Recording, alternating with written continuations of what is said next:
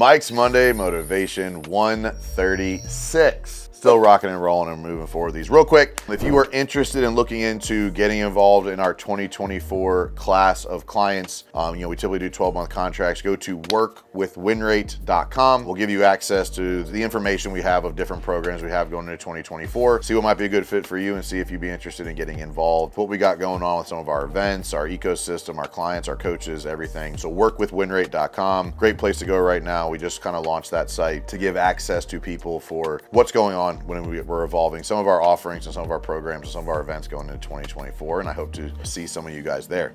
But today's episode is specifically related to it's never too late to apologize. So I think a lot of times people struggle apologizing. I think they struggle saying sorry, and sometimes it's a timing thing. Like, if I use my kids as an example, like MJ, if he does something wrong, he apologizes immediately.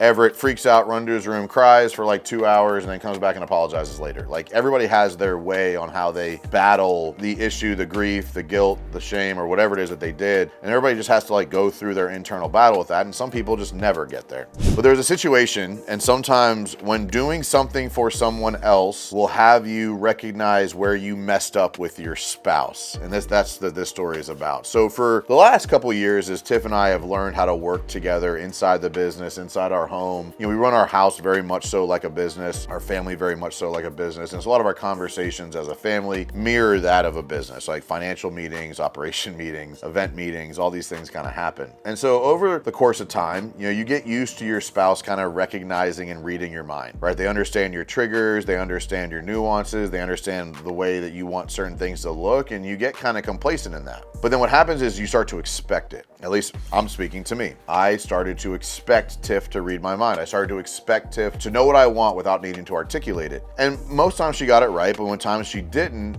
I didn't always handle those well. And I sometimes barked back, or I sometimes, said things in a way that was just demeaning and just not okay. And not like I wasn't like cussing her out, but like there were times I got angry when it was just like, why do we have this same conversation? But the conversation was being held wrong. And I recognized that when Mia transitioned into the executive assistant role, I was helping her understand what I was expecting. And I started like developing these lists for her of like, this is what I want here, this is what I want here, this is what I want this to look like, this is what packing this looks like. And it hit me one morning in the gym. I was on the bike kind of creating this list for her, and I recognized that all Tiff ever wanted from me was that list. All Tiff ever wanted from me was she was delivering on my expectations. And what happens is when you don't have that clarity in conversation, it's like touching the stove that you didn't know was hot. You then don't know when to touch the stove, if it doesn't look red, right? And so what happens is people start to hesitate taking initiative because they don't want to get it wrong, because they don't want to let you down, they don't want to upset you, they don't want to get yelled at or in trouble. This isn't just in marriage, this is in business, this is in life, this is with whatever, anybody that you lead. They don't want to let you down. I had this realization of how I failed her so badly in this assuming that she would just understand what I wanted without saying it. And I wasn't intentionally not saying it, I just wasn't intentionally setting proper expectations. I was giving partial stories, I was giving partial lists, I was giving partial advice, not intentionally, just unknowingly I wasn't giving enough information. I remember sitting there and I literally started crying, developing this list for Mia because I recognized how much I had let my wife down.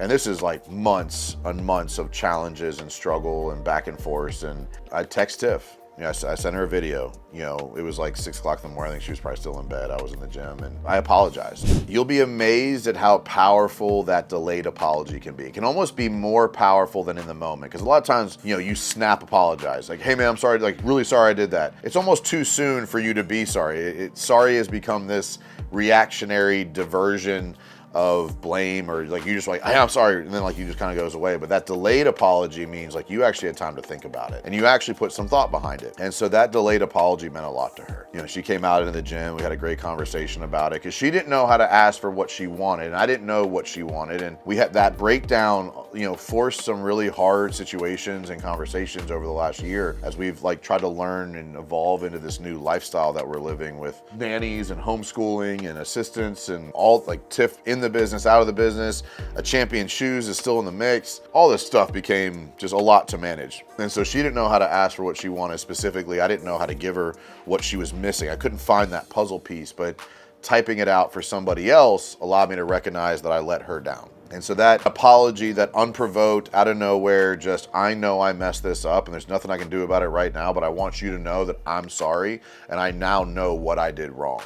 It's amazing how it makes people feel seen. It's amazing how it makes people feel supported. It's amazing how they make people feel like trusting that they can make mistakes and that apologies will happen and blame can be found at some point, not because it's needed, but when you feel like you're letting people down, you assume you suck and you assume you're the problem. And then hearing somebody else say, hey, well, I mean, it really wasn't all you. I was also part of the problem.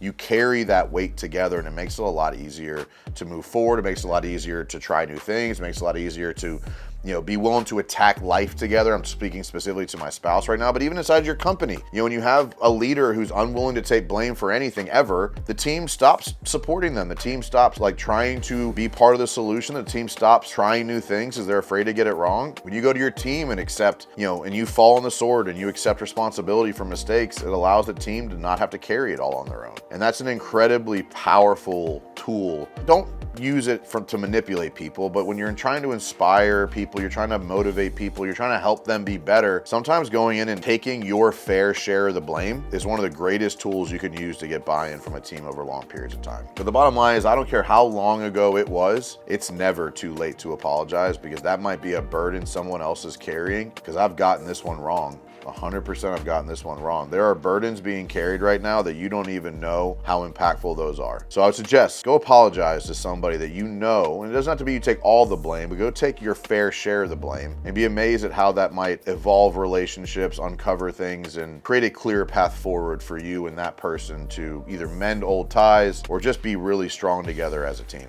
So try that this week. I have zero doubt there's somebody that needs to hear an apology from you, whether it's small or big or from 10 years ago or from 10 days ago. Go apologize, because it's never too late to let them know that you were part of the problem as well. Hopefully that helps you this week. Go win fast and win often.